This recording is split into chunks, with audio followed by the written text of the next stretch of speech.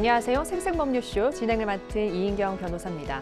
매주 월요일 생생법률쇼에서는 정치 이슈를 짚어보고 분석하는 시간 함께 하는데요. 최요한 시사평론가 나와 계십니다. 어서 오십시오. 예, 반갑습니다. 시사평론가 최요한입니다. 네, 이재명 대통령은 G20 정상회의에 참석 중입니다. 그런데 아직도 G20 정상회의가 진행 중인데 선언문이 벌써 채택이 됐다고 하는데요. 왜 그런 겁니까? 보통 어떤 커다란 행사의 선언문이라고 한다면은 이 다 회의를 다 끝나고 맨 마지막에 다 같이 박수 치면서 채택하는 법인데 이번 G20 남아프리카 공화국 정상 선언문이라고 되어 있는 이 선언문은 첫날 채택이 됐습니다. 이유가 있습니다. 보통 G20 행사는 각국의 대통령들이 다 모이는 거잖아요. 각국의 정상들이 다 모여서 그 행사의 주요한 이슈를 가지고 논의하는 것인데 이번 남아프리카 공화국에서 진행하는 이 G20 회의에는 미국도 빠졌고요. 중국과 러시아도 빠졌습니다. 이유는 국제 정세 때문에 그렇죠. 지금 미국이 남아프리카 공화국에서 열리는 이 G20 정상 선언문 채택하지 말라 그랬습니다. 왜? WTO 체제를 부정하는 미국 트럼프 대통령 입장에서는 이걸 채택하는 것이 달갑지 않거든요. 그러니까 남아프리카 공화국에서 아예 처음부터 이미 이전에 공감대를 형성해 놓은 상태라고 해서 첫날 이례적으로 채택한 겁니다.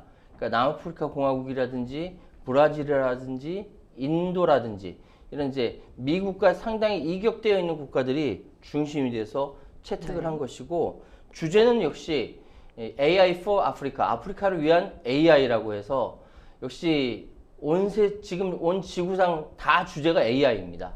인공지능, 아프리카의 인공지능이 어떤 역할을 할 것인가에 대한 논의를 했고 그래서 이재명 대통령이 역시 능동적으로 AI를 선도해 나가겠다라고 선언했습니다. 네, 이렇게 최요한 평론가님께서 국제사회 정세와 트렌드까지 잘 짚어주셨습니다. 지금 이 방송 유튜브를 통해서도 실시간으로 함께 방송되고 있습니다. 많은 시청 부탁드리고요. 유튜브를 통한 소통의 창구도 열어두겠습니다. 방송 중 궁금하신 질문을 올려주시면 저희가 답도 해드릴 테니까요. 많은 참여 바랍니다. 여러분은 지금 생생법률쇼와 함께하고 계십니다.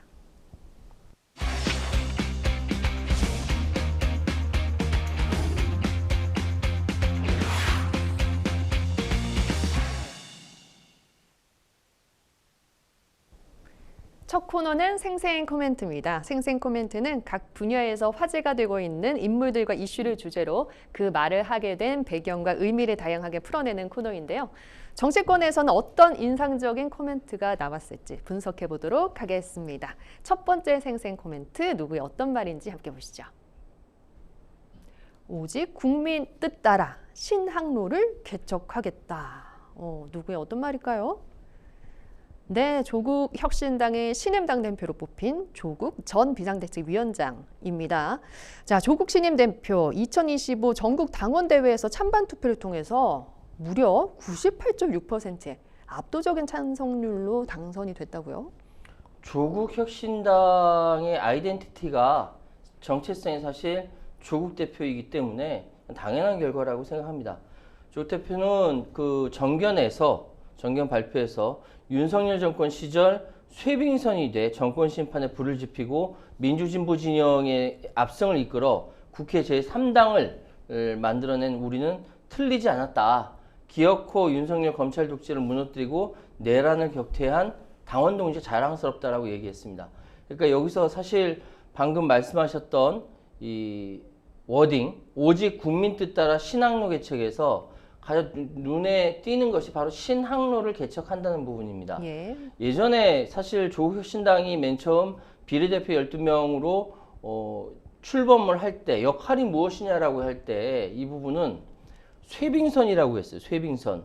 그러니까 북극항로 같이 얼음을 깨고 나갈 때 대한민국 제일 잘 만든다고 해요. 쇄빙선을.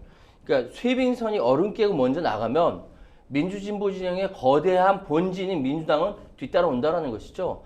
아젠다를 선도하겠다라는 이야기인데 이거를 지난 윤석열 정권 하에서 제대로 잘했다 스스로 격려했고 그러면서 정치개혁, 민생개혁, 경제개혁, 사회개혁, 인권개혁까지 이 5가지 개혁을 완수하겠다라고 가열찬 포부를 밝히면서 신임 당대표로서 정견을 발표했습니다. 네, 그러니까 오직 국민 뜻 따라 신당로를 개척하겠다. 이 신당로 개척이 아젠다를 선점하겠다 이런 의미로 풀이된다라는 의견 주셨습니다. 진중권 동양대 교수가 이 조국혁신당 대표 선거 결과 관련해서 이런 말을 했습니다.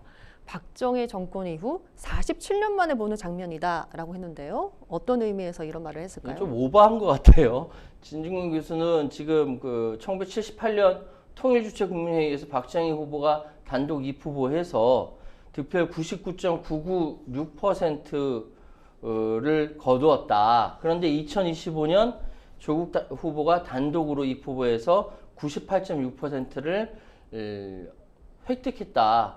박정희랑 뭐가 다르냐라고 이야기를 한 것이죠. 그러면서 47년 만에 본 장면이다. 재밌네요라고 얘기했는데 저도 재밌습니다. 그런데 좀 차이가 있어요. 진 교수는 여기서 조금 이 차이를 일부러 얘기하지 않았는데 박정희 정권 시절에는 유신 정권이라는 그야말로 이후에도 있기 어려운 굉장한 독재 정치 하에서 박정희 외에는 입후보할 수 없는 입장이었고 통일주체국민회의라는 체육관 선거를 통해서 대통령을 뽑은 것이고요. 차이는요. 지금 조국혁신당에서는 당 대표를 뽑았고 공포 정치가 아닙니다. 이 차이가 있다는데 진중권 교수는 여기에 대해서 이 차이를 굳이 구별하지 않고 78년으로부터 지금까지 47년이 지났는데 굉장히 큰 차이다. 여기 다시 보는 장면이다. 라고 이야기했습니다. 재미는 있는데 굳이 이렇게까지 표현할 필요가 있는가? 역시 진중권 교수가 저격 대상은 역시 조국 대표다. 이제 조국 대표는 신경도 안 쓰는 것 같네요. 네, 조국혁신당의 그럼 지지율도 한번 살펴볼까요? 근데 지지율이 아직 한 자릿수에 머물고 있습니다. 가장 시급한 과제는 무엇입니까? 여러 가지가 있어요. 예. 조국혁신당이 가지고 있는 본원적인 한계부터 시작해서 리더십이라도 여러 가지 있는데 하나하나 좀 따지자면은 예. 일단 가장 큰 차이는 조국혁신당이 과연 아이덴티티, 정체성이 뭐냐? 도대체 민주당과 차이점은 어떻게 되는 것이냐? 앞으로 어떤 프레임으로 조국혁신당의 비전을 세워나갈 것이냐? 라는 것에 대해서 조국혁신당은 제대로 답을 못합니다. 그리고 조국 대표도 여기에 대해서 명확하게 답하지 않고 쇄빙선이라는 역할을 하겠다라고까지만 이야기했어요. 이후에 보이는 모습을 통해서 알 수 있겠죠. 두 번째로 지금 성비위 사건, 네. 당내에서 있었던 성비위 사건이 완결되지 않았습니다. 이건 전임 지도부의 지도력 부재이자 지금 조국 대표가 새로 이렇게 당대표가 됐으면은 이 성비위 사건을 완벽하게 해결을 해야 돼요. 그래야 대중들 앞에 나가서 대중정당 안에서 벌어진 일 해결했습니다라고 얘기할 수 있는 겁니다. 이거 해결을 못하면 다음 선거 못 치릅니다. 치르나 마나예요. 강전대변인과 관련된 그렇죠. 말씀하시는 거죠? 그리고 세 번째로 지금 이것이 가장 큰 문제이기도 한데 조국이라는 1인에게 휩쓸리는 내지 기대는 내지 조국이 없으면 조국혁신당이 없는 이런 상황이란 말이죠. 그러면은 과연 수권 정당으로서 기능을 할 수 있을까? 조국혁신당이라는 것이 이 물음에 대해서 조국혁신당이 답을 해줘야 돼요. 근데 아무리 생각해도 외연을 확장한다 해도 외연 확장에 대해서 한계가 있는 것 같거든요. 예. 저도 개인적으로 몇몇 지인들이 조국혁신당에서 활동하고는 있는데 이분들은 열심히 활동하지만 외연 확장에 있어서는 한계에 부딪힙니다. 그 이유는 조국혁신당이 가지고 있는 본원적인 아이덴티티도 그렇지만 조국 일개인에게 기대는 조국 일개인에게 위탁하는 이 부분이 너무 많아서 그런 거 아니냐.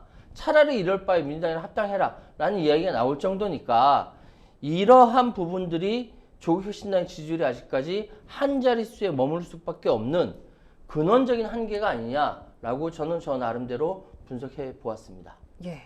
이번 선거가 단독 출마의 찬반 투표였잖아요. 그렇기 때문에 당대표 복귀는 예정된 수순이었다 이런 주장도 나오는데요. 어떻게 생각하십니까? 이 말씀이 이제 틀린 말은 아니죠. 예. 그러니까 단독 출마했고 그 출마에 대해서 많은 당내 당원들하고 지지자들이 찬성을 했으니까 단독 출마가 가능했고, 그런데 조국혁신당으로서는 예. 제가 계속 아쉬운 것이 민주주의는 굉장히 어려워요. 어려운데 어려운 이유는 사람을 모아서 여러 가지 와글와글하는 이런 여론을 하나로, 그러니까 당론으로 만들어서 이걸 리더십으로서 끌고 가야 되는 것이 쉽지 않기 때문에 그렇습니다. 그런데 그러면 비전을 내세워야 되는데 그것이 좀 부재했다라고 보고요. 당연히 조국이 복귀하고 당대표 나올 거 모르는 사람 없었고요. 결국 이 이야기는 무엇이냐? 명망가 중심의 정치 조직이 토대가 허약해서 무너지는 경우를 굉장히 많이 봤습니다. 예. 이거는 보수와 진보를 떠나서 이름 있는 명망가 중심의 정치 조직은요, 밑바탕이 허전하기 때문에 거의 허무하게 쓰러지거든요. 예. 튼튼한 당원 조직이 필요한데 과연 조국혁신당에 이런 것들이 가능한지 좀 의심이 되고, 또 그렇다고 한다면 지금 현재 조국혁신당의 실험이라는 것은 한국 정치사회에 굉장히 귀중한 연구 자료가 된다. 성공하면 엄청나게 심화해서 연구할 필요가 있는 것이고, 실패하게 된다면은 기존 질서를 그냥 답습한 예. 명망가 정치 조직밖에 안 된다라고 이야기할 수밖에 없습니다. 네, 아직 조국혁신당은 명망가 중심의 세력이다 이렇게 보고 계시는 것 같아요. 예. 네, 조국 대표가 이 장동혁 대표에게 이제 검찰의 대장동 항소 포기에 관련해서 이제 토론을 하자 이 제안을 이제 받아들였고, 뭐 토론에 사실상 합의가 됐고, 정청래 대표도 뭐 토론에 동참을 한번 시켜보자 이런 제안도 했다고 들리는데요. 어떻게 보시는지, 그리고 그 전에 일전에 조국 대표, 한동훈 전 대표의 토론 제안에는 거절했었거든요. 이 상관관계나 이런 것들을 좀 말씀을 해주실까요? 지금 사실 한동훈 대표부터 말씀드릴게요. 한동훈 대표는 자연인이에요. 일자연인이고, 조국 대표는 그때 비상대책, 공당의 비상대책위원장이기 때문에 사실은 이 부분이 이제 격이 맞지 않는 것인데, 전 대표라 하더라도. 예. 그런데 사실 한동훈 대표가 만들어 놓은 프레임에 조국 대표가 먼저 들어가서 이야기할 필요 없거든요. 모든 정치인의 정치행위는 프레임 싸움입니다. 프레임을 어떻게 짜느냐에 따라서 내가 어떤 포지션, 어떤 자세, 어떤 위치, 어떤 태도에 따라서 이야기를 할 것인가가 정해지기 때문에 그 한동훈 대표가 짜놓은 프레임에 굳이 뚜벅뚜벅 걸어갈 필요가 없는 것이죠. 그런데 변수가 생겼어요. 예. 지금 장동혁 그 국민의힘 대표가 대장동 주제가 토론하자 해서 응했지 않습니까? 지금 일단 정청래 대표는 제외하고더라도 예. 두 사람이 응한 이유는 뭐냐면은 각각의 이해관계가 다릅니다. 지금 장동혁 대표는 거대 야당의, 뭐 다른 야당인데 약하니까 거대 야당의 당 대표임에도 불구하고 늘 의심받았습니다. 존재감에 대한 의심, 내지 아이덴티티에 대한 의심, 계속 의심받기 때문에 이번 토론을 통해서 자기의 존재감을 과시하려고 제안을 한 것이고, 또한 당사자가 아님에도 불구하고 조국 대표 같은 경우는 예. 내년 지선을 앞두고 야당 대표와 제1야당 대표와 각을 세우는 모습은 정치인으로서 꼭 필요하고 자기가 하고 싶은 부분이거든요. 설사 토론에서 상대방한테 처참하게 밀린다 하더라도 이렇게 시도했다는 자체가 조국 대표한테는 플러스가 되는 겁니다. 정치는 늘 항상 그래요. 그래서 한동훈 대표하고 전 대표하고는 토론을 하지 않지만 현재 체급으로 봤을 때 장동혁 대표랑 토론하는 것이 유익하기 때문에 같이 토론하자라고 이야기한 것인데, 여기에 굳이 정청래 지금 현재 여당 대표가 굳이 갈 것이냐? 예. 갈 것 같지 않거든요. 가는 건 패착이라고 생각하는데, 어쨌든 당사자가 아닌 이 대장동 주제를 가지고 두 사람이, 그러니까 야당 대표들끼리 서로 맞붙는다고 하니 굉장히 흥미로운 토론이 될 수 있겠다라고 말씀드리겠습니다. 예, 오직 국민의 뜻 따라서 신학로를 개척하겠다라고 포문을 밝힌 조국혁신당의 조국 대표의 말을 저희가 생생 코멘트로 만나봤습니다. 이어서 두 번째 생생 코멘트 만나보시죠. 개미 한 마리 없어. 와. 아무도 없었나 보네요. 어떤 얘기일까요? 네, 김현철, 김영삼 대통령 기념재단 이사장의 말이군요. 이 더불어민주당 지도부가 김영삼 전 대통령 10주기 추모식에 전원 불참을 한 것을 두고 김 전 대통령의 자남이죠. 김현철, 김영삼 대통령 기념재단 이사장이 맹비난을 했는데요. 김 이사장의 발언 자세히 살펴볼까요? 이런 얘기를 했습니다. 이런 짓거리를 하니 참석을 전혀 하지 않았습니까? 예. 당신들은 민주당을 얘기하는 겁니다. 당신들이 개딸과 김어준 아바트 소리를 듣는 것, 김 전 대통령 서거 10주기에 이재명 대통령 비서실장을 보내 추모사를 대독했는데 민주당은 개미새끼 한 마리도 보이지 않는다. 지금 민주당 인사는 아무도 정말 참석하지 않았고요. 예. 정청래 대표의 명의에 조화만 놓였다라고 합니다. 예. 이건 정말 그 기계적인 접수와 기계적인 발송이거든요. 그러니까 아마 정청래 대표도 내가 자기 명의로 조화를 발송했을지 몰랐을 겁니다. 이 상황에 대해서 김현철, 김영삼 재단 이사장이 화를 낸 겁니다. 왜냐하면은 사실 민주당의 일부는 김영삼 대통령이 키운 거나 마찬가지거든요.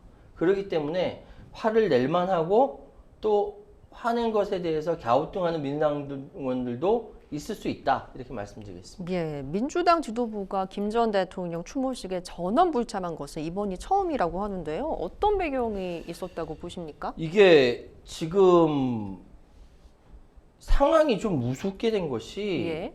이 민주당 지도부가 전원 불참한 경위를 두고 알고 보니까 당내 투톱이 누굽니까? 정청래 대표하고 김병기 원내대표예요. 이 예. 투톱 사이에 소통 오류 때문이었을 가능성이 제기된다라고 합니다. 예. 공식적으로 이야기하기로는 실수다라고 이야기하지만 당내에서는 답답하다라는 불만이 나옵니다. 왜냐하면은 예. 이게 지금 김영삼 대통령의 서거 10주기라는 그 굉장히 딱 떨어진 숫자에 그 크게 할 수 있는 이런 자리에 외연을 확장해야 되는 공당에서 아무도 참여하지 않았다라는 것은 이건 정말 큰 실수예요. 예. 자, 2016년 1주기 추모식 때는 민주당의 추미애 당시 대표가 참석했고 지난해 9주기 추모식에는 박찬대 당시 원내대표가 참석했었습니다.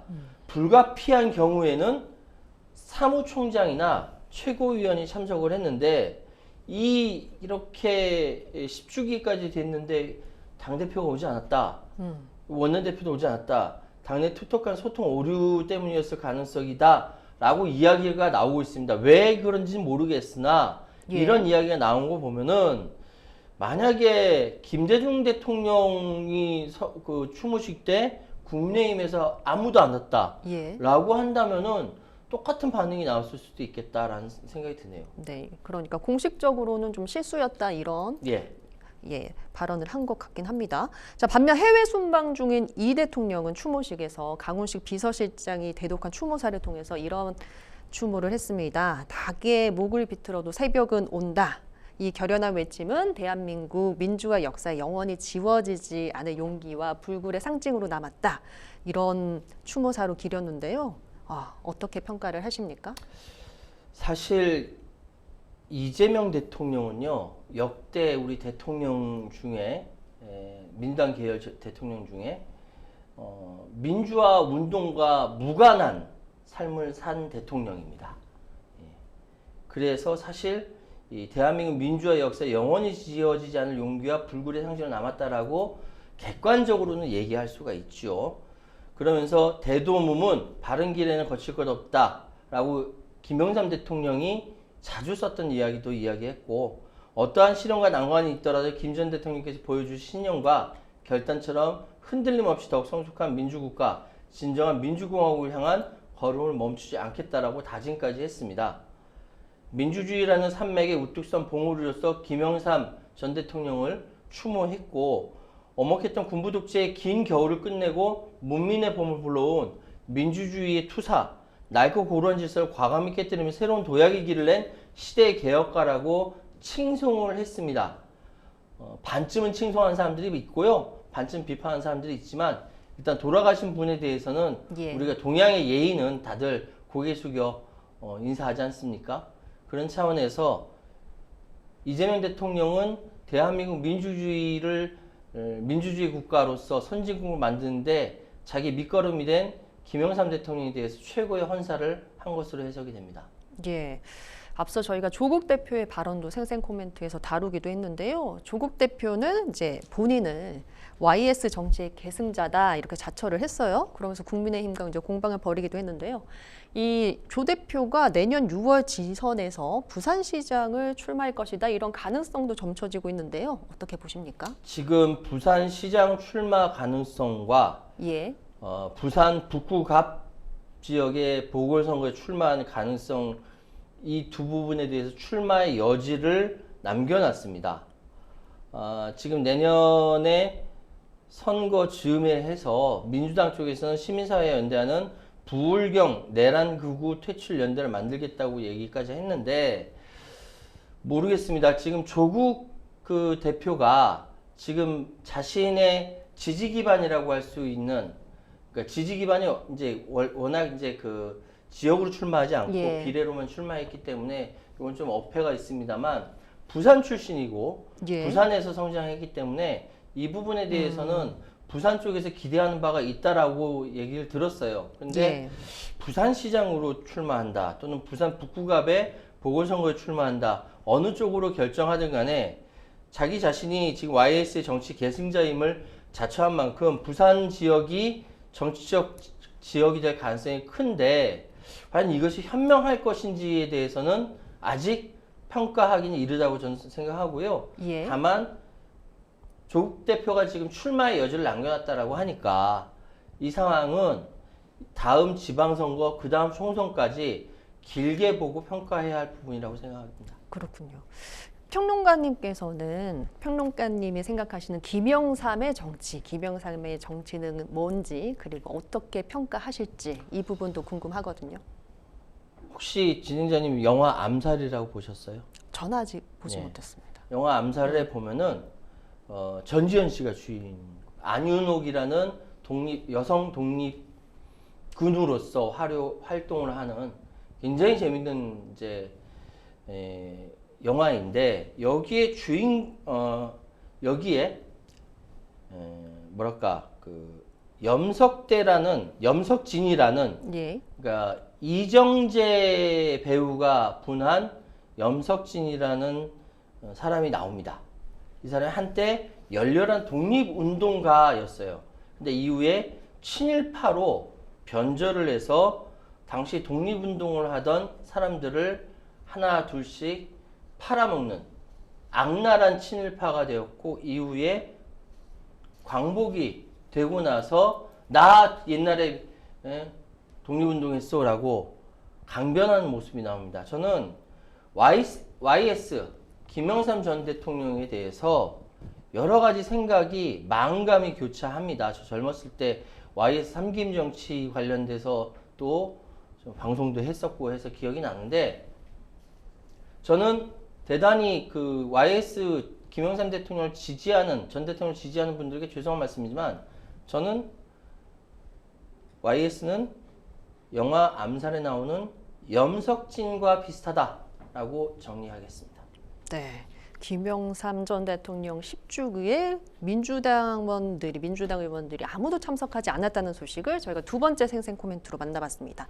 자, 세 번째 생생 코멘트도 함께 만나보시죠.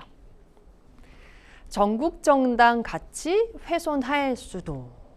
자, 강득구 더불어민주당 의원의 발언이네요.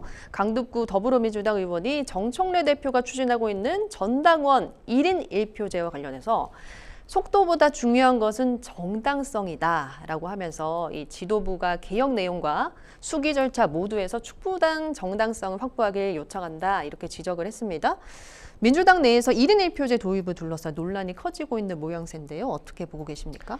이 강덕구 의원의 이야기, 속도보다 정당성이 중요하다라고 이야기한 거 앞서서 이현주 최고위원이 당내 최대 이재명계 원내 조직인 더민주의 혁신회의 등이 졸속 추진을 비판한 데 이어서 이현주 최고위원 역시 1인 1표제 도입을 둘러싼 비판을 했습니다.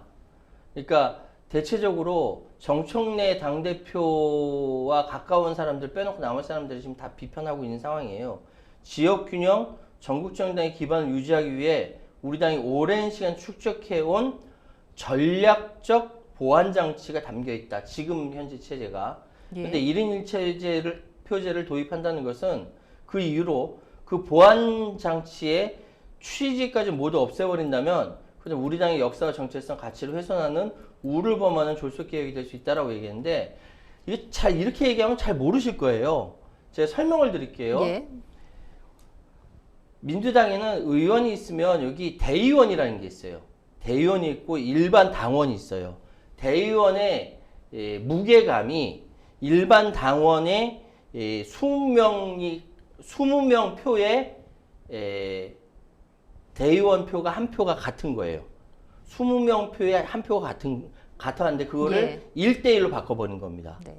그러니까 당원 주권주의라는 측면에서 1대1로 바꾼 것인데 문제는 뭐냐? 이 대의원의 역할이 무엇이냐라고 했을 때 당내 핵심적인 역할을 한다라는 것이죠. 예. 그래서 대의원들한테 굉장히 많은 권한을 주고 대의원에 대해서 배려하고 혜택을 줬던 것도 사실이고요.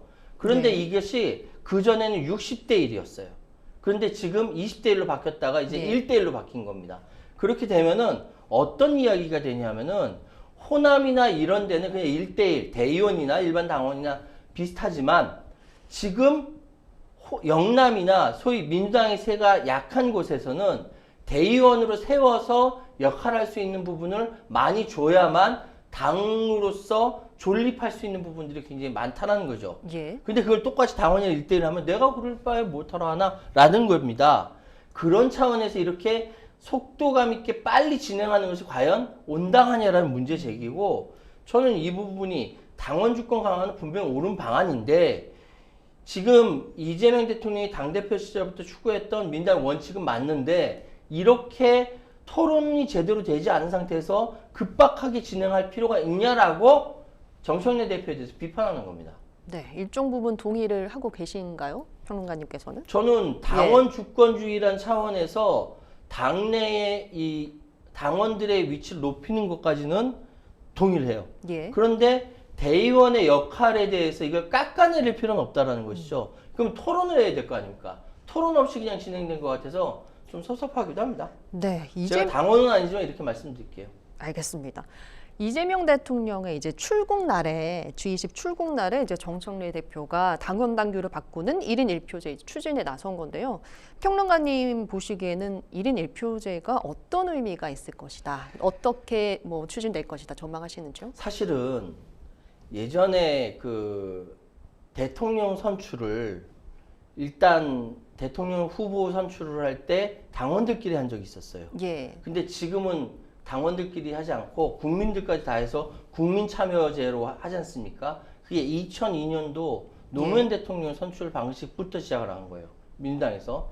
그러니까 국민의힘 그때는 한나라당인가? 그때에서 그래서 이해창 총재도 그런 식으로 해서 선출했고 이제는 대통령 후보 선출이라는 부분에서는 전체 공당들은 다 그런 식으로 선출을 합니다. 예. 즉 국민들의 의지, 국민들의 뜻을 물어보겠다라고 해서 그것이 당원의 뜻과 일치시키는 이 과정이 굉장히 중요하다고 생각하는데 그래서 당원 주권주의, 당원이 이 모든 것들에 대해서 결정하고 진행해야 된다는 이 부분에 대해서는 저는 적극적으로 지지를 해요. 지금까지 소수의 국회의원이라든지 소수의 당직자라든지 이런 사람들만 당이 전체적으로 움직여지는 것을 결정하는 것은 비민주적이에요. 당원들이 요구하면 들어줘야 되는데 그런 제도적 장치가 없었기 때문에 문제가 되는 것인데 지금 이야기는 그 당원 주권주의 방향은 맞으나 그렇게 가기 위한 중간 과정, 토론 과정이 생략돼 있어요. 그렇기 때문에 이것이 너무 급한 거 아니냐라는 이현주 최고위원의 이야기 그리고 강두구 의원의 얘기가 일리가 있다라는 거죠. 예. 민주주의는 혼자 하는 거 아니에요. 내가 아무리 똑똑하고 잘났다 하더라도 내가 지도자니까 이렇게 가자! 라고 해서 우 가는 것이 그게 민주주의가 아니에요. 더디 가더라도 많은 사람이랑 조금씩 같이 가는 것이 민주주의 원칙에 맞는 것인데 이번에는 정청래 대표가 왜 이렇게 결정했는지 예. 다음 지방선거를 앞두고 또는 그 다음 대표 선거를 앞두고 무리하게 진행한 거 아니냐라는 비판의 목소리가 나올 수밖에 없는 것이죠. 그러니까 토론 과정이 좀 생략돼 있고 예. 의견 수렴하는 과정이 좀 생략돼 있다 이렇게 맞습니다. 보시는 것 같습니다. 뭐 앞서 좀 설명해 주시기도 하셨지만 1인 1표제가 추진이 되면은 뭐 영남 같은 지역의 목소리를 반영하기는 어려워진다라고 하는 것인데요. 뭐 외연을 확장하는 데 좀 무리가 따를 수 있다 이렇게 보시는지요? 그렇습니다. 그러니까 이뿐만 아니라 윤종군 의원이 경기도 안성시입니다. 대구, 경북 등 영남 지역 당원 자긍심 저하, 당세 확장 장애 우려가 된다. 대의원 1인 1표제와 다른 맥락에서 영남에 대한 전략 지역에 대한 대책이 있어야 한다고 건의를 따로 했습니다. 그러니까 지금 와글와글 민주당 내에서는 이 당원 1인 1표제 자체의 방향은 맞는데 왜 이 부분에 대해서 서로 충실하게 토론하고 또한 다른 대안이 있으면 대안을 내고 이런 과정을 거치지 않았냐라고 와글와글 백과쟁면을 떠들고 있는 상황이에요. 그러니까 사실은 1인 1표제의 방향성이 오름에도 불구하고 이런 얘기가 나오는 것은 이 정청래 대표가 이 부분에 대해서 명확하게 자기 입장을 밝혀야 되는 부분입니다. 네, 민주당 내부 이야기 하나 더 나눠보도록 하겠습니다. 내란 전담 재판부 설치 카드를 다시 들고 왔어요. 네. 이 내란 세력의 반격 기회를 다시 줘서는 안 된다라는 입장인데요. 이 내란 전담 재판부 재추진 움직임이 어떤 배경이 있을까요? 지금 세 곳에 특검이 있지 않습니까? 예. 특검인을 하는 이유가 기존의 질서, 기존의 검찰 질서로서는 해결이 불가능하기 때문에 특검이 나온 겁니다. 그렇다고 한다면 이 특검이 나온 취지에 따라서 한다면은 특검에서 나오는 여기에 따른 특검 재판부가 따로 있어야죠. 이건 상식인데 이렇게 민주당 쪽에서 이야기가 나오는 이유는 해병 특검이 그동안 10건의 구속영장을 청구했는데 이 중 9건이나 기각이 됐습니다. 영장 발부율이 그저 10%에 그쳐요. 그 혹시 이런 상황에서 구속영장을 이렇게 제출했는데 보통 구속영장 발부율이 어떻게 됩니까? 제가 알기로는 80% 이상 된다라고 알고 있거든요. 예. 거꾸로 됐어요, 지금 상황이. 그래서 이 부분에 대해서 그러니까 내란 전담 재판부를 설치하지 않는 한 사법부 내에 내란 세력이 있다라고 의심하고 있는 것이죠. 그렇기 때문에 조의대 체제에 대해서 근본적으로 불신하는 모습이라고 할 수 있겠습니다. 네, 그러니까 근본적인 불안감과 그리고 의심이 있다라고 보시는 것 같네요. 정청래 대표가 이제 대통령 순방 외교 화제성을 위해서라도 속도 조절이 필요하다 이런 이야기를 하기는 했습니다. 그런데 내란 심판 판결이 이제 1심이겠지만 1심이 이제 2월쯤에 나올 것으로 예상이 되는데요. 뭐 내란 전담 재판부가 설치가 되면 오히려 재판이 지연될 수 있는 가능성도 있잖아요. 이런 문제 제기를 많이 했죠. 예, 지연이 되면은 뭐 민주당이 챙길 수 있는 이득이 뭐 따로 있습니까? 그저 이제 예. 이득이라고 한다면 이득이라고 할 수 있을 텐데 이 이슈가 지방선거까지 영향을 미칠 수가 있어요.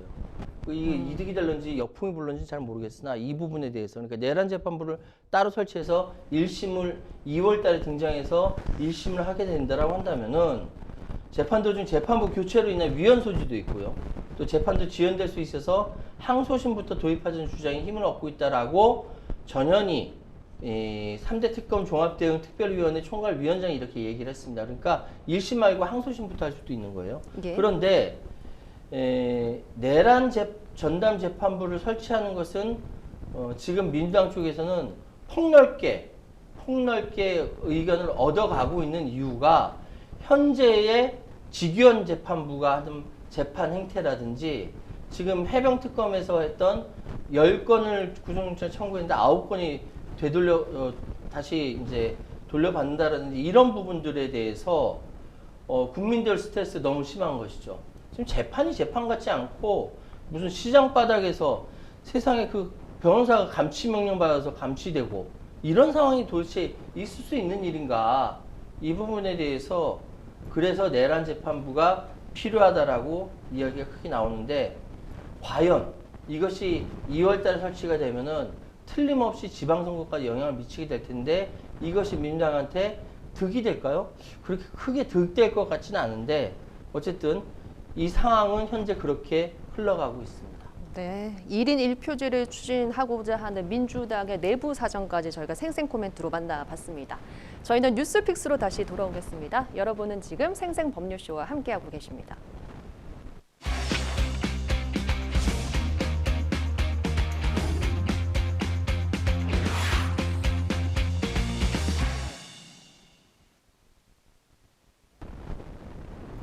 분야별 가장 핫한 소식을 집중 분석해보는 시간입니다. 뉴스픽스 시작합니다. 오늘 만나볼 주제는 해병특검 3특검 중 가장 먼저 종료, 수사 성적은입니다. 순직 해병 특검팀 지난 21일 12명을 무더기로 이제 기소를 했습니다. 그동안 어떤 부분을 수사해 왔는지 정리를 좀 해주실까요? 예, 윤석열 전 대통령도 주요 피의자 12명을 불구속 상태에서 재판에 넘겼다고 밝혔습니다. 해병대 최상병이 급류에 휩쓸려 사망한 이후 2년 4개월 만의 일이고요. 특검팀은 지난 7월 2일 수사를 개시한 이후 142일 만에 수사 외압 의혹 사건에 대한 결론을 내리고 관련자들에 대한 처분을 한 것입니다. 일단 윤석열 전 대통령 및 이상민 전 장관 등 관계자 12명을 직권남용, 권리행사 방해 등으로 오늘 불구속 기소했습니다. 특검팀은 또 수사 외압 의혹의 정점으로 지목된 윤석열 전 대통령을 직권남용 권리행사 방해, 공영서류 무효 혐의로 불구속 기소했고요.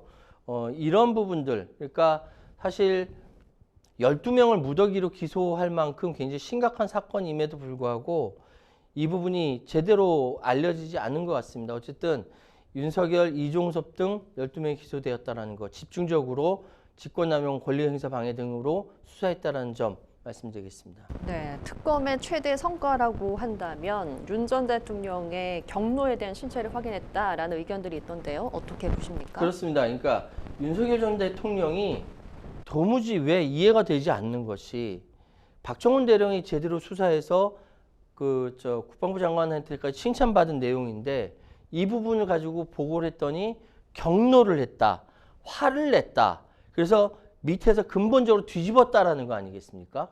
그러니까 왜 화를 냈는지 그걸 푼 거죠. 대략 나왔습니다. 좀 이따 말씀드리겠습니다만 이번 특검, 최병 특검의 가장 큰 특징은 시작부터 끝까지 모든 전체 범주에 윤석열 전 대통령이 개입했다라고 의심된다. 이렇게 말씀드릴게요. 예. 그 반면에 결국엔 수사 외압을 이제 증명하고 입증을 하고 해야 하는 것인데 수사 외압의 경우에는 규명이 제대로 안 되는 거 아니냐 이런 우려의 목소리도 있던데요. 어떻게 보십니까? 지금 관계자들, 그러니까 외압 행사에 관계된 국방부라든지 대통령실 관계자들이 줄 기소되고 142일 만에 끝났는데 윤석열 전 대통령의 지시에 따라 피고인들이 조직적으로 행위를 분담해서 불법 행위를 실행한 중대한 권력형 범죄라고 특검은 규정을 하고 있어요. 그러니까 윤석열 전 대통령이 임성근 전 해병대 1사단장 등 해병대 지휘관들을 그 혐의자에서 제외시키기 위해서 임성근을 구명해내기 위해서 국방부 및 대통령실에 대해서 위법한 지시를 내린 것이고 여기에 대한 수사의 공정성, 직무수행 독립성, 국민 기본권이 침해됐다라고 특검은 그렇게 보고 있는 것이죠. 특검팀은 이 임성근 전 해병대 1사단장 등 해병대 지휘관들을 혐의자에서 제외하기 위해서 압력을 넣은 윤석열 전 대통령에게 가장 큰 혐의를 두고 있고 이 주요 단계마다 이종섭 전 국방부 장관의 지시가 있었고 또 평소에는 박정훈 대령과 형님하고했던 지금은 관계가 끝나버린 김계한 전 해병대 사령관, 유재현 전 법무부 관리관, 그리고 박진희 전 군사보좌관, 김동혁 전 국방부 감찰단장이 역할을 나눠서 압력을 행사했다는 것이죠. 예, 아무래도 앞서 말씀을 해주셨지만 특검이 청구한 구속영장이 총 10건인데 이제 9건이 기각이 되면서 예. 그 중에서도 이제 기각된 5건이 이종섭 전 장관을 비롯한 수사 외압 관련자들에 대한 영장이었지 않겠습니까? 이제 그 부분 때문에 좀 수사가 미흡하지 않았나라는 의견들도 있더라고요. 그러니까요. 지금 사실 기소 대상에서 구명 로비는 다 빠져버렸어요. 예. 그러니까 지금 사실 윤석열 전 대통령이 왜 임성근을 구하려고 했느냐라는 근본적인 물음이 있었는데 이 관계자들을 쫙 살펴보다 보니까 갑자기 툭 튀어나오는 이름이 소위 여기서 도이치모터스 주가 조작 사건의 주범이라고 했으는 이하문계가 툭 튀어나오는 거예요. 그러면 관련돼 있는 사람이 김건희 여사고 김건희 여사를 통해서 구명 로비한 거 아니냐라는 합리적인 의심을 할 수 있는데 예. 이 부분이 구명 로비는 아예 빠져버린 겁니다. 이런 일로 사단장까지 처벌을 하면 대한민국에서 누가 사단장을 할 수 있겠느냐라고 이야기하면서 사단장을 면제해주자라고 윤석열 대통령이 이야기한 이유가 따로 있었는데 구명 로비가 빠져버리니까 이 마치 톱니바퀴에서 이 맞물려서 이게 다 굴러가야 되는데 하나가 쑥 빠져버린 거예요. 없는 겁니다. 이게 왜 이렇게 됐냐라고 아무도 답을 못하고 있는 것이죠. 그렇기 때문에 지금 사실 이 윤석열 전 대통령이 경로하고 외압을 행사했느냐 그리고 왜 그 동기가 무엇이냐에 대해서 그 부분만 빠져버리고 나머지를 기소해버린 거예요. 좀 황당하다는 생각도 듭니다. 예.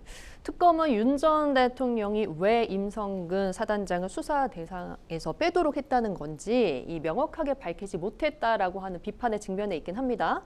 그런데 특검 측은 일단은 구명 로비 의혹을 밝히지 못했어도 처벌이 가능하다라는 입장인데요. 어떻게 보실까요? 이게 이제 일반인들은 아이 그랬겠지 하고 넘어가지만 법적으로 정서를 해야 되기 때문에 그 명확한 증거가 있었는데 그걸 찾지 못한 거예요. 이 부분에 예. 대해서. 그러니까 최상병 사망 이후에 이 과실치사라든지 혐의자에 분류해서 수사 대상이 되니까 여러 경로로 윗선에 자신의 혐의자를 빼달라고 청탁했다라는 것이 임성근의 뼈대입니다. 그 사건의 뼈대입니다. 그런데 이 관련자들이 입을 다물거나 수사에 비협조적인 태도를 일관하면서 이 부분이 바로 빠진 겁니다. 규명을 실패한 거죠. 예. 로비 관련된 수사가 안 된 거예요. 그러니까 수사에 있어서 톱니바퀴가 빠졌다라고 이야기할 수 있는데 일단은 대통령이 먼저 나오는 거죠. 대통령으로서 특정 사건에 개입해서 수사의 공정성 그리고 직무의 수행의 독립성을 침해했다는 범죄 사실 자체는 충분히 입증됐다고 특검은 판단하고 있는 겁니다. 그 이면에 또 나중에 언론 나오고 했을 때 김장환 목사도 나오고 김건희 여사도 나오고 하지만 일단 대통령만 봤을 때는 특정 사건에 개입했다. 그런 말미암아 문제가 커졌다라고 입증하는 거는 충분히 입증됐다라고 특검에서 보고 있는 겁니다. 예. 순직 해병 특검 이제 윤 전 대통령과 이종섭 전 장관을 기소했으니까 이제 수사는 거의 마무리된 것으로 보이는데요. 오늘 28일 수사 종료를 앞두고 막바지 법리 검토를 하고 있다고 합니다. 자, 마무리 수순인데요. 해병 특검 수사 성적 얼마나 주실까요? 몇 점 주실까요? 저는 진짜 굉장히 이렇게 기세를 올리면서 해병 특검이 수사를 시작을 했는데 비해서 이 뒷부분 마무리가 제대로 되지 않아서 굉장히 실망했습니다. 이거를 용두삼이라고 얘기하죠. 예. 검사의 능력은 기소로 말한다지만 기소는 많이 했지만 가장 핵심 코어인 그러니까 왜 윤석열을 경로했는가를 밝히지 못해서 마치 전체 사건의 가운데가 뻥 뚫린 것 같은 느낌이 들거든요. 그래서 저는 아무리 좋게 본다 하더라도 겨우 60점 낙제를 겨우 면한 거 아니냐. 예. 왜냐하면은 임성근 전 해병대 1사단장 등 5명이 재판에 넘어가고 12명 미리 기소하고 모두 다 해서 지금까지 17명 기소했다고 하지만 사람을 많이 기소하면 뭐합니까? 중간중간에 밝혀야 될 부분을 밝히지 못하고 구멍이 뻥뻥 난 이런 수사를 결과로 딱 내세웠으니 영장 전담 판사가 보면 허점이 있고 허점을 통해 가지고 결국은 반려하게 되는 이런 결과를 만들게 된 거 아니냐라는 의심까지 드는 거예요. 그래서 겨우 저는 그래도 142일 동안 수고했으니까 점수는 줘야 되고 그렇다면은 한 60점 낙제 조금 면하는 정도 점수를 주겠습니다. 네, 그러니까 평론가님이 보시기에는 아무래도 구명 로비 의혹 자체에 대한 증명이 없었다는 점이 좀 뼈아프다 이렇게 보시는 것 같아요. 이 부분은 저뿐만 아니라 많은 국민들 그리고 많은 사람들이 이게 핵심 구명 로비 의혹인데 이 부분을 해석하지 않고 그냥 대통령이 경로했다 그리고 그럴 만한 입증은 충분히 됐다라고 그냥 눈치고 넘어가는 것도 아니고 무슨 검사가 이러냐라고 누구나 다 의심할 것 같아요. 그 당연히 이런 반응이 나올 수밖에 없는 것이죠. 예, 한덕수 전 총리의 내란 방조 및 내란 중요 임무 종사 재판도 이번 주 변론 종료를 앞두고 있습니다. 한 전 총리가 피고인 신문을 했다고 해요. 이 재판에서 비상계엄에 대한 전반적인 판단이 이뤄지고 있는데요. 이 현재 진행 중인 다른 내란 재판의 가늠자가 될 것이다라는 평가도 나오고 있는데요. 어떻게 전망을 하고 계시는지요? 그렇습니다. 이게 가장 저는 이제 한덕수 전 총리에 대한 이 법적 판단이 어떻게 나오느냐에 따라서 나머지 부분들도 굉장히 크게 영향을 미칠 거라고 생각합니다. 오늘 오전 10시에 한덕수 전 총리의 내란 우두머리 방조, 내란 중요 임무 종사 등의 혐의로 공판이 지금 진행이 되고 있는 걸로 알고 있습니다. 재판부는 이거 끝나고 나서 모레 특검팀의 구형과 그 한덕수 전 총리의 최후 진술을 듣는 결심 공판을 열어서 내년 1월 중에 선고를 한다는 계획을 가지고 있습니다. 한덕수 전 총리는 국정 2인자인 국무총리로서 대통령의 자의적인 권한 남용을 견제해야 할 의무가 있음에도 불법 비상계엄 선포를 막지 않고 방조한 혐의를 받고 있는 것이죠. 특검 측은 이 재판 진행 중 도중에도 재판부의 요구에 따라 공소장을 변경해서 만약 방조 혐의가 인정되지 않을 경우 내란 중요 임무 종사 혐의도 판단해달라면서 추가한 겁니다. 공소장을 변경했어요. 예. 최초 계엄 선포문의 법률적 결함을 보완하기 위해서 사후 선포문을 작성하거나 폐기한 혐의가 있고요. 또 헌법재판소의 대통령 탄핵 심판 변론에도 증인으로 나와서 계엄 선포문을 인지하지 못했다는 새빨간 거짓말을 한 위증한 혐의도 있습니다.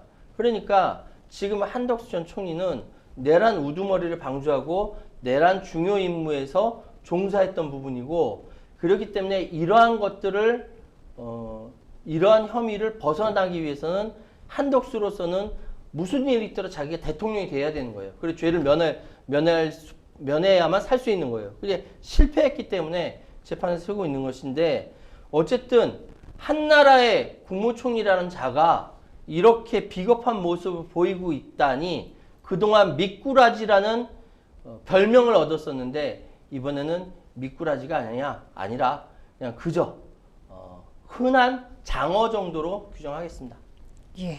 그러면 3특검 중에 이제 나머지 마지막이라고 해야 될까요? 김건희 특검에 대해서 뭐 짤막하게 현재 상황에서 총평을 좀 해주신다면요? 김건희 특검은 사실 김건희 씨가 굉장히 약한 모습을 보였지 않습니까? 재판 중에도 간이 의자에 이렇게 누워서 재판하고 그랬어요. 이건 뭐 언더독 전략인지 모르겠으나 그런 시장 통해서는 그런 얘기가 많아요. 나라가 망할 때 나타나는 여러 가지 특징 중에 왕의 배우자에 대한 이야기가 많습니다. 마치 우리나라는 지금 민주공화국인데도 불구하고 왕의 대통령의 배우자가 이 난리를 쳤다라는 비판이 많은 만큼 김건희 씨야말로 제대로 처벌받아야 된다라고 말씀드리겠습니다. 네, 최유한 평론가님으로부터 해병 특검에 이어서 내란 특검 그리고 김건희 특검이 어떻게 진행되고 흘러가고 있는지에 대해서 전반적으로 점검을 해봤습니다. 자, 생생법률쇼 어느새 마칠 시간이 다 되었는데요. 오늘 함께 해주신 최유한 평론가님 고맙습니다. 네, 감사합니다. 네, 방송이 끝나더라도 상담 접수는 계속됩니다. 이 변호사들로부터 무료 법률 상담 받고 싶으신 분들은 평일 오전 9시부터 오후 6시까지 02-557-8295번으로 상담 문의 주시거나 또 법률방송 홈페이지 법률상담 게시판 그리고 아래 하단에 보이고 있죠. 이메일, 카카오톡으로도 접수해 주시기 바랍니다. 네, 무료로 성신성의과 여러분들에게 법률 상담해 드리겠습니다. 자, 생생법률쇼 오늘 저희가 준비한 소식은 여기까지입니다. 시청해 주신 여러분 고맙습니다.